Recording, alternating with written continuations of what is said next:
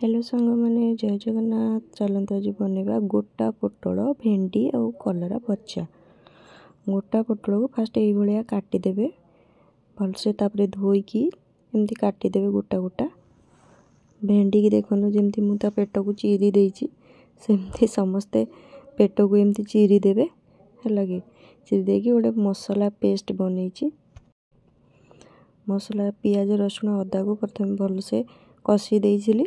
कषिकी एटा एमती सबू पोटल और भेंडीर पेट भितर एमती मसला को पूरे देवे है लगे। सांग मैंने बुझीपार तो आपण मैंने एमती पेट भितर पूरे देवे मसला को भलसे जमती लुण और हलदी भी पकई दिए भलसे जमती कारण एटा कंचा परिवा ना कंचा परिवा भितर आम मसला पुराऊे तो स्वाद अनुसार आपण लुण दे देथिबे।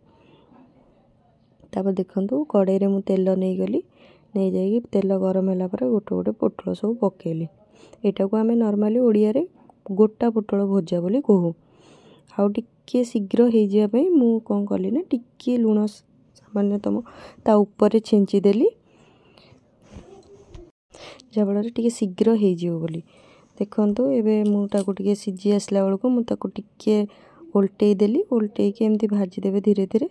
देखो ये ऑलमोस्ट हो गला कि कड़ईटा एक्चुअली एटा गोटा जिनस ना तो से कड़ई टे पोड़ जाए कारण मसला ता पेटरू बाहरी जाए तो तेणुक ध्यान देवे एमती टे कला पड़ तेलटा। तापर मु भेंडी भितर जो भेंडीर पेट भितर जो मसला पूरे भेंडी गुड़ा को एमती सब गोटा गोटा ताकू भी भाजीदेली तेल। देखो एबे आमर पोटल आउ भेंडी गोटा पोटल आउ गोटा भेंडी भजा रेडी हो गला।